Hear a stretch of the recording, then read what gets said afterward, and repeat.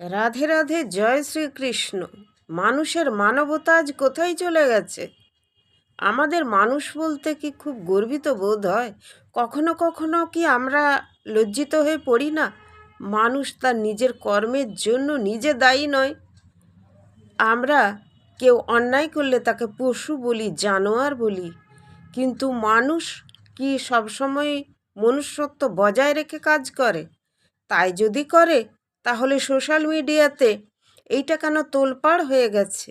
একটি খবরে দেখা গেছে যে কোনো একটি গ্রামে, এক রাজ্যে, সেখানে এক সদ্যোজাত কুকুরের মা তার 6টি সন্তান নিয়ে একটি খড়ের গাদায় শুয়ে আছে, এবং সেখানে তার 6টি সন্তানের পাশাপাশি একটি মানব শিশু শুয়ে আছে। সদ্যোজাত মানব শিশু। তাকে জন্মের পর তার গায়ে কোনো জামা নেই, সেই শিশুটির গায়ে কোনো জামা কাপড় কোনো কিছু নেই। নাড়িটা তখনও কাঁচা। তাকে রাস্তায় ফেলে দিয়ে গেছে, ঝোপ ঝাড়ে ফেলে দিয়ে গেছে। মা কুকুরটি তাকে দেখতে পেয়ে মুখে করে তুলে এনেছে, পরম মমতায় পরম স্নেহে তাকে ঝোপ থেকে তুলে এনে তার সন্তানদের কাছে রেখেছে, যাতে সে নিজের চোখে দেখতে পায় সেই সন্তানটিকে, যাতে তার না কোনো ক্ষতি হয়। মানুষ হয়ে মানুষের সন্তানকে ঝোপে ঝাড়ে ফেলে দিয়ে গেছে, নিজের লজ্জা ঢাকতে ফেলে দিয়ে গেছে।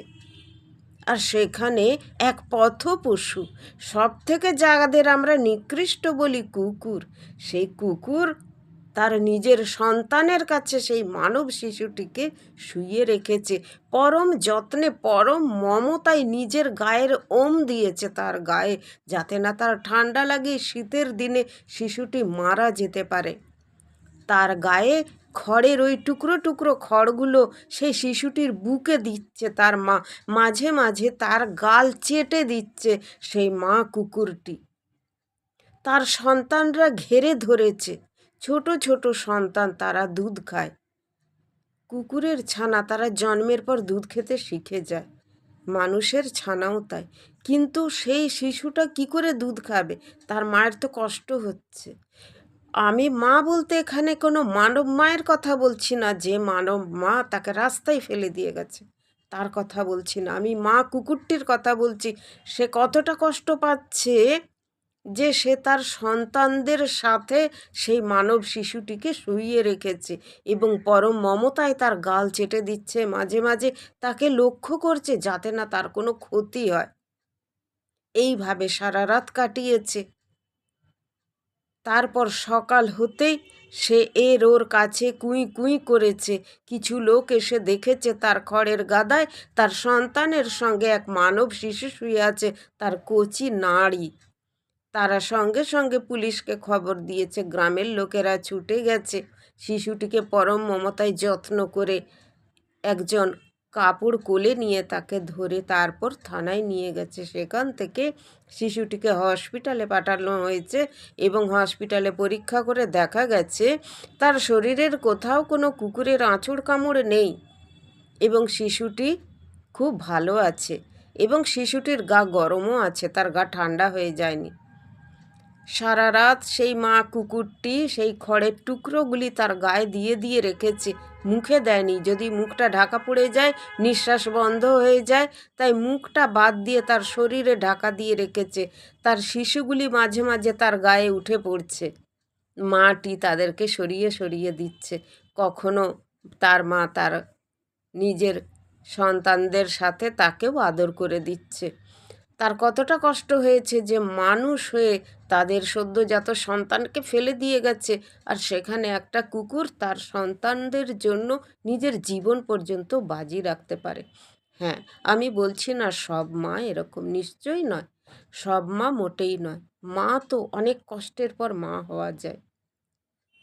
কেউ কেউ আছে তাদের একটি সন্তান পাবার আশায় ঠাকুরের কাছে মাথা কুড়ে কুড়ে মরে, আবার কেউ আছে পেয়েও হারিয়ে ফেলে। কিন্তু মানবতা আজ কোথায় হারিয়ে গেছে? একটা পশুর কাছে মানুষের শিক্ষা দরকার যে সন্তানকে কিভাবে রাখতে হয়, কিভাবে তাকে ভালোবেসে রাখতে হয়। আবার দেখুন, কত মানুষ আছে কুকুরের বাচ্চাকে জলে চুবিয়ে মেরে দিচ্ছে। কিন্তু কুকুর দেখুন, সে কিন্তু মানুষের বাচ্চাকে পেয়ে ছিঁড়ে খেয়ে ফেলছে না, তাকে পরম মমতায় যত্ন করে বাঁচিয়ে রাখছে। তাহলে কে শ্রেষ্ঠ? শ্রেষ্ঠত্বের দিক দিয়ে কাকে আপনি উঁচু করবেন? বলতে পারবেন যে পশু খারাপ? না, বলা যাবে না। এটা মনুষ্যত্বের উপর নির্ভর করে, পশুত্বের উপর নির্ভর করে। আমার তো মনে হয় যারা মানুষ হয়েও এরকম মনুষ্যত্বের মতো কাজ করতে পারে না, তারা মানুষ নামের কলঙ্ক। সেখানে এই পশুরা অনেক উচ্চ স্তরে। আপনি একটা মানুষকে সারা জীবন খাইয়ে যান, সুযোগ পেলেই সে আপনার বদনাম করবে। কিন্তু আপনি একটা পশুকে দুদিন কিছু খাবার খাইয়ে দেন, সে আপনার অনেক সুনাম করবে। আপনাকে দেখলে লেজ নাড়বে, আপনাকে দেখলে ভালোবেসে ছুটে আসবে, আপনার হাতটি পরম মমতায় চেপে ধরবে। কেমন লাগলো অবশ্যই জানাবেন। সবাই পাশে থাকবেন, সবাই বলে যাবেন মানবতার জয় হোক। রাধে রাধে।